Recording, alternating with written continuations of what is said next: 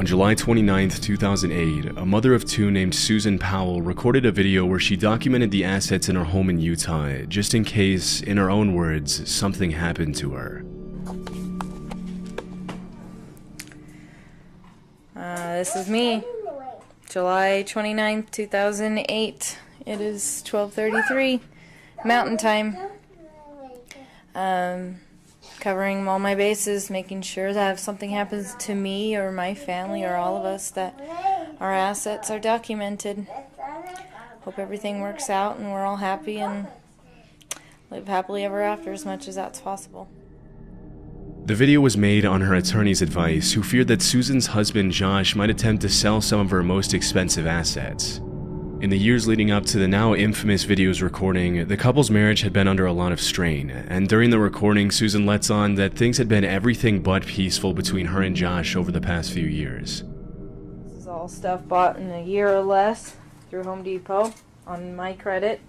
Josh bought a lot of stuff and then he had to bankrupt it. And then he bought a little bit more on my credit. There's a nice lamp.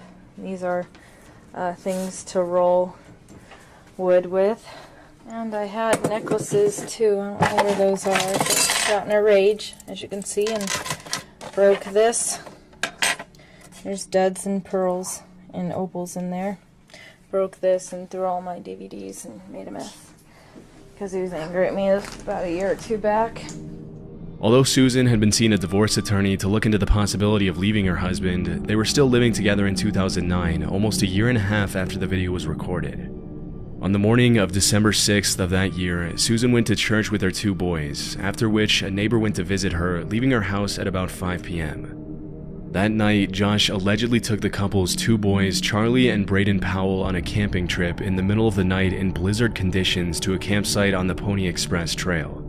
According to Josh, Susan stayed home because she was tired. The story goes that the next day, Susan's family and friends reported her missing when her two boys weren't dropped off at daycare. When Josh came back from the supposed camping trip with his sons, he said that when he had left the previous evening, his wife had been sleeping peacefully at home and that he had no idea what could have happened to her. After searching the couple's house in Utah, police found no signs of foul play, but things continued to get stranger as the investigation continued. Inside Susan's safe deposit box at the bank where she worked, the cops found a handwritten will and testament in which Susan alleged that Josh had taken out a $1 million life insurance policy on her a few weeks prior. Disturbingly, she also wrote, "If I die, it may not be an accident."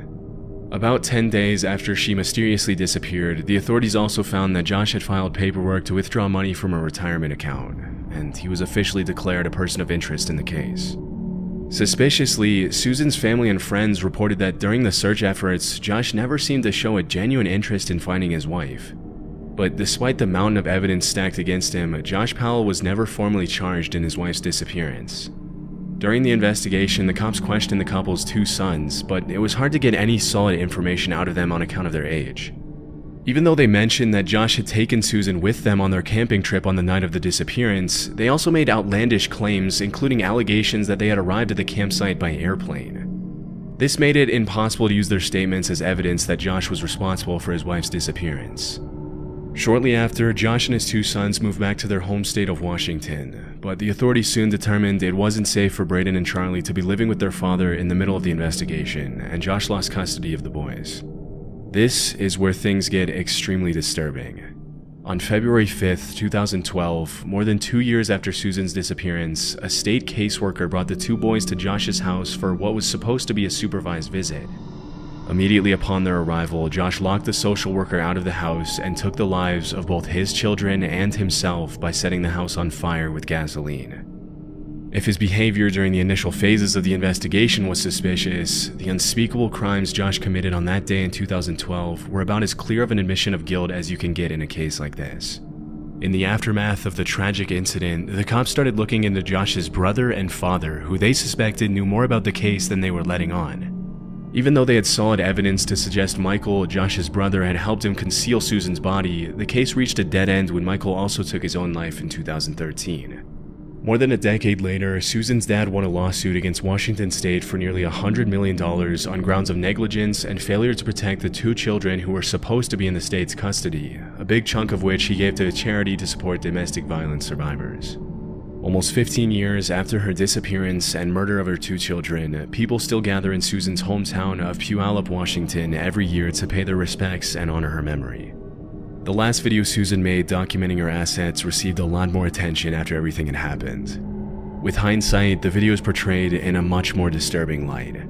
Susan saying things like, "I'm recording this just in case anything happens," makes you wonder if she knew her husband could do something this horrible as she was filming. Over the years, Susan's father has been alerted of possible locations where his daughter's remains might be buried, including abandoned mines in Utah and other isolated locations. Sadly, every lead has turned out to be a false alarm, and it's very unlikely that Susan's remains will ever be found. Amber Tuccaro was a 20-year-old Canadian First Nations woman from Fort McMurray, Alberta. In August of 2012, she flew from Alberta to Edmonton International Airport and booked a hotel room with her 1-year-old son and a female friend for a short vacation. That night, she got excited about the trip and decided to hitchhike into the city by herself, after which she was never seen again. When Amber didn't return to the hotel the next day, her friend called her mother, who immediately called the Royal Canadian Mounted Police. Soon after, Amber was declared a missing person. The authorities dug into her phone records and found that she had received a phone call while she was in the company of an unidentified man. The recording is pretty unsettling, especially since it marked the last time she was ever heard alive. Where are we by? We're just heading south of Beaumont, or north of Beaumont. We're heading north of Beaumont. Yo, where are we going? Just No, this is a... Are you f***ing kidding me? You better not take me anywhere I don't want to go. I want to go into the city. Jeez. Yo, we're not going into the city, are we? we're going. No, we're not. Yes. Then where these roads going to? 50th Street. 50th Street. Are you sure? Absolutely. Yo, where are we going? 50th Street. 50th Street? 50th Street. East, right? East. Over town. Bravo. Bravo.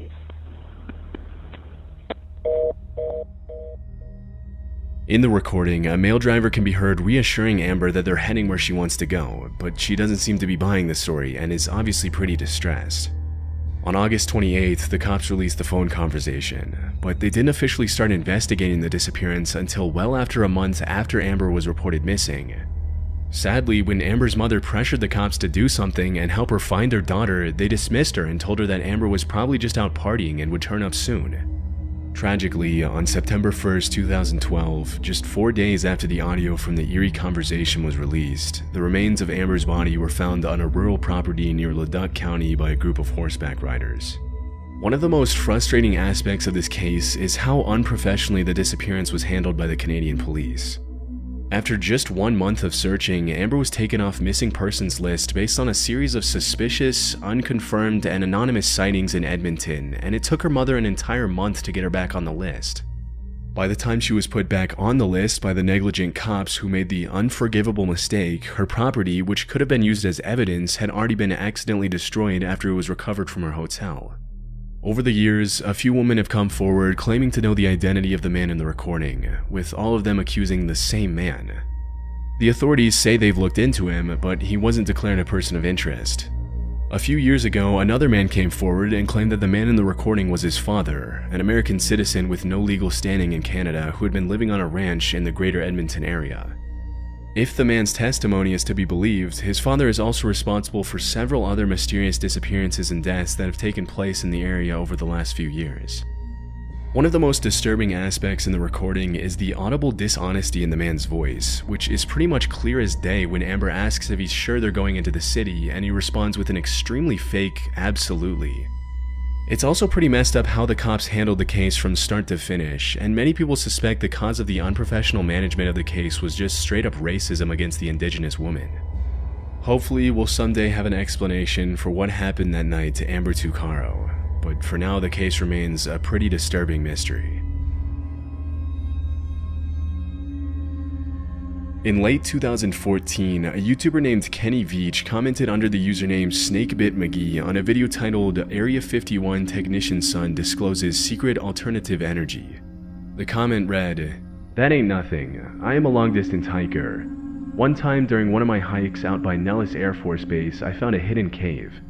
The entrance to the cave was shaped like a perfect capital M. I always enter every cave I find, but as I began to enter this particular cave, my whole body began to vibrate. The closer I got to the cave entrance, the worse the vibrating became. Suddenly, I became very scared and hightailed it out of there. That was one of the strangest things that ever happened to me." As you can imagine, Kenny's comment immediately caught a lot of people's attention. Some people called Kenny a liar, while others encouraged him to find the cave again and record his findings. And so he agreed to do just that. On October 18th of that year, Kenny uploaded a video of his long-distance hike in the Nevada desert in which he attempted to find the cave for a second time.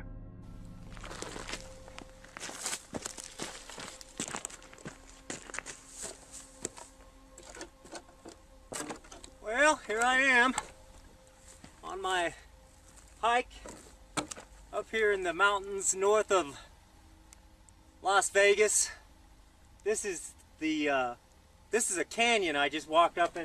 Now you can't tell, but my truck is way out there by the mountains at the very, very end of this valley.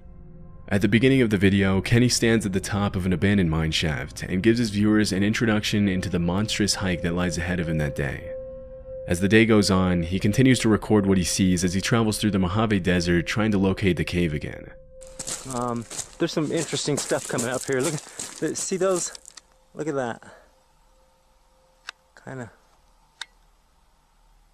right there. That's kind of cool. Alright, I'm going to turn it off and then I'll turn it back on here. Look at that. That's pretty cool right there. Huh. Alright, off with the camera. That was the end of the video Kenny posted. Because he failed to find the cave the second time through, a lot of his viewers criticized him pretty brutally, calling him a fraud and pressuring him into trying to find the cave for a third time. In a sea of comments provoking Kenny, a user named Lemmy Kilmister made a particularly disturbing and ominous comment that read, "No, do not go back there. If you find that cave entrance, don't go in. You won't get out."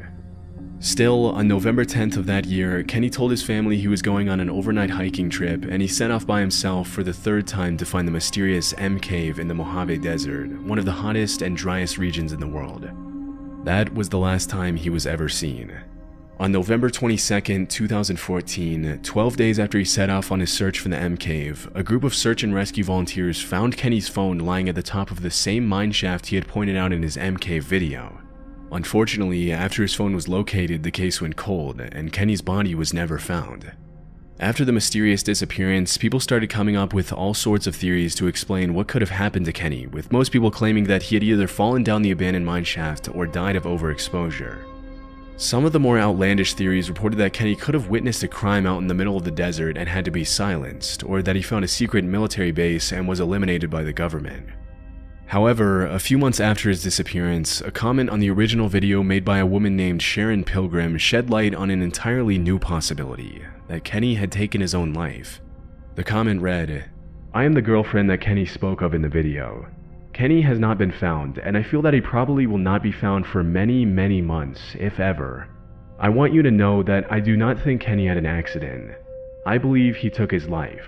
He battled with depression for many years and would not take medication or see a doctor. He quit his job a little more than a year before he disappeared." In response to his phone being found at the mine shaft, Sharon then added, "The mine shaft was about a 4-hour hike from his car. It is my feeling that he left it behind so that he could not be tracked from the GPS in it.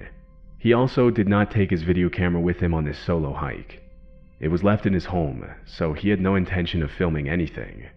I am healing from my loss and look forward to new experiences with desert hiking, camping, and taking beautiful pictures of our desert.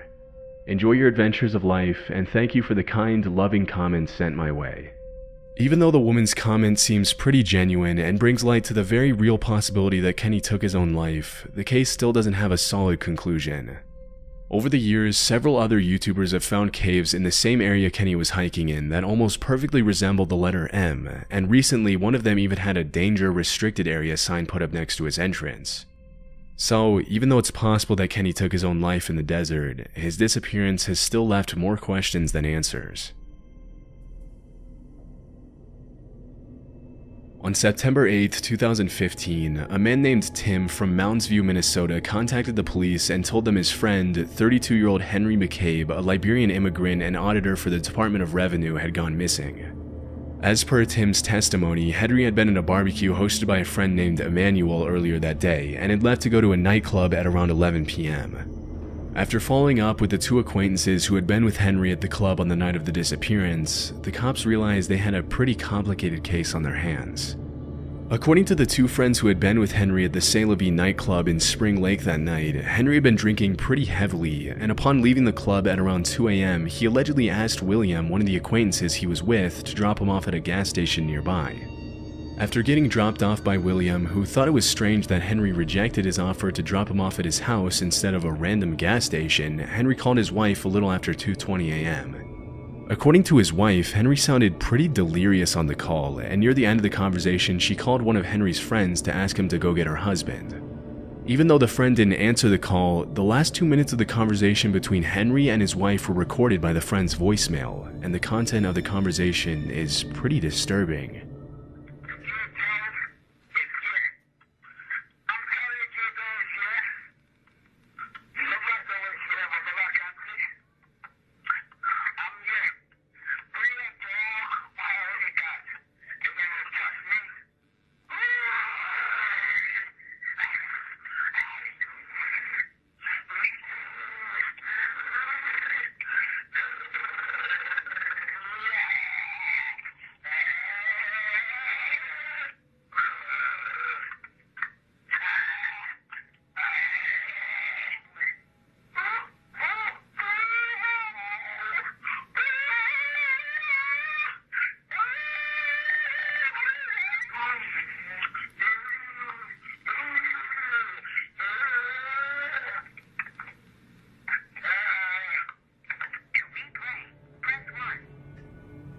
It's almost impossible to make out any of the words in the audio, and the combination of growls, moans, and screams makes it hard to know what to even make of the recording.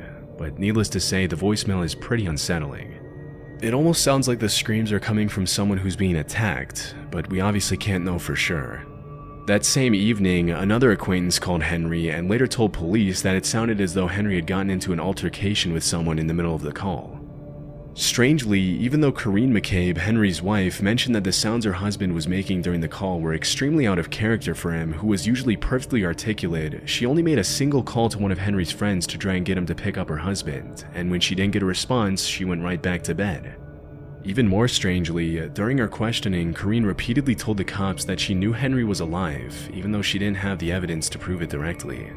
After this extremely disturbing voicemail was recorded, Henry's phone records show that he called a Texas number that he had called over 20 times that day, but when the cops tried to trace the number, it came up as no longer in service. It's impossible to know if the calls themselves were made by Henry or someone else, but after the unsettling conversation with his wife, phone records show that several calls were made from Henry's phone to that same now disconnected number in the days following his disappearance. As the investigation went on, things continued to get stranger. Suspiciously, the cops never found footage of William's red car pulling up to the gas station where he had supposedly dropped Henry off, even though they checked the entire night's footage from all angles. William later ended up changing his story and alleged that as soon as he dropped Henry off, he immediately got back in the car and William dropped him off at another gas station a couple of miles away. It was later revealed by a confidential FBI informant that during the searches that took place after the disappearance, Emmanuel, the host of the barbecue, and a group of 3 other men would often stand a few feet away from the rest of the search party and talk suspiciously among themselves. Still, it was never determined if they had anything to do with the disappearance. On October 2nd, almost a month after Henry went missing, a strange anonymous letter was sent to the New Brighton Police Department a few miles from where Henry went missing. The letter read, "Henry McCabe, his body next to water, partially buried. Needs search dog to find. Witness who saw burial scared, female young, asked to come forward. Can remain anonymous and will protect." On November 2nd, the cops found Henry's body in Rush Lake, a few miles from where Henry had supposedly been dropped off on the night of his disappearance. Mysteriously, they didn't find any signs of foul play on his body, even though the anonymous letters suggest he was buried by someone else. Despite the lack of evidence on his body, it's possible that he was either forcibly drowned by a group of assailants, that he took his own life, or that something entirely different took place that night. The only thing we know for sure is that this is an extremely strange case that we'll probably never get a conclusive explanation for. In the summer of 2013, a 26-year-old oil worker from Texas named Brandon Lawson arrived home from work and immediately got into an argument with his long-term girlfriend. Things had been pretty tense between the couple in the days leading up to that evening, as Brandon had frequently been working Monday through Sunday, and the youngest of the couple's 2 children was only a few months old. Also, Brandon had recently relapsed into addiction, which further strained their relationship. It's unclear if his girlfriend kicked him out of the house or if he decided to leave after about an hour of arguing, but whatever the case, Brandon got in his silver Ford F-150 and drove away from his home in San Angelo at midnight on August 8th, after which he was never seen again. The incredibly strange events that took place over the next few hours have turned this case into one of the most mysterious and disturbing disappearances of the decade. About half an hour after leaving his house, Brandon made a phone call to his brother Kyle, letting him know that he was a few miles south of Braun on a stretch of highway in the middle of nowhere and that he was out of gas. After fetching a gas can from Brandon's house, which was about a mile away from his own, Kyle got into his car and prepared to drive to his brother's location. But things didn't exactly go according to plan for Brandon, and a few minutes later at around 12:50 a.m., he made this disturbing call to 911. 911 emergency. Yes, I'm in the middle of the field. We're just pushed some guys over. Right here going towards Javelin on both sides. My truck ran out of gas. There's one car here and got chased to the woods. Please hurry. Okay, now run that by me. I'm not talking to him. I actually ran into him. Ah, you ran into him. Okay. Got the first guy. Do you need an ambulance? Yeah, no, I need the cops. Okay. Is anybody hurt? Hello? Hello? Hello? Although it's hard to make out what's going on in the background, many people have alleged that they can hear the sound of gunshots and other people talking in the audio, but it's hard to confirm what exactly was being said and what was even going on during the call. 8 minutes after Brandon's 911 call, another driver called the cops to inform that a silver F-150 had been parked pretty dangerously on the highway with the back of the truck sticking out into the other lane. Following his call to 911, Brandon continued to contact his brother Kyle by phone, and they exchanged a series of strange phone calls. Even though these next calls weren't recorded, according to Kyle, Brandon sounded extremely paranoid, repeatedly claiming that he was being chased out of town by the Mexicans in the neighborhood. When Kyle asked him if he had been using drugs again, Brandon immediately denied it. At around 1:10 a.m., Kyle arrived at the location where the truck was parked, but Brandon was nowhere to be seen. A few minutes after his brother's arrival, Brandon once again called Kyle and made a series of disturbing statements, claiming that he could see Kyle and the officer that had just arrived at the scene, that he was bleeding, and that they needed to hurry. Disturbingly, he was nowhere in sight. For the next few minutes, Kyle continued to try to get in touch with Brandon, but all his calls went straight to voicemail. After failing to find him that night, the cops launched an official search for Brandon, complete with helicopters, thermal cameras, dogs, and a massive search party. Unfortunately, Brandon was nowhere to be found. It was later revealed that Brandon had cashed out his 401k on the night of his disappearance, suggesting he might have vanished on his own accord. However, due to his distressed phone calls to 911 and his brother, it's also possible that Brandon fell victim to some sort of cartel activity, or that someone he ran into on the road attacked him. In February 2022, a small search party consisting of family members and friends found a pair of shoes and clothing that matched the description of what Brandon was wearing on the night of his disappearance, and after searching the area, the cops found human remains near the location of the shoes and clothing. Even though the remains were sent to be tested more than 2 years ago, there still hasn't been a definitive answer for whether they belong to Brandon or what could have happened to him that night. Hopefully, with time, more conclusive answers will surface to give Brandon's family a sense of much-needed closure. Until then, this will probably remain as one of the most disturbing missing persons cases from recent years.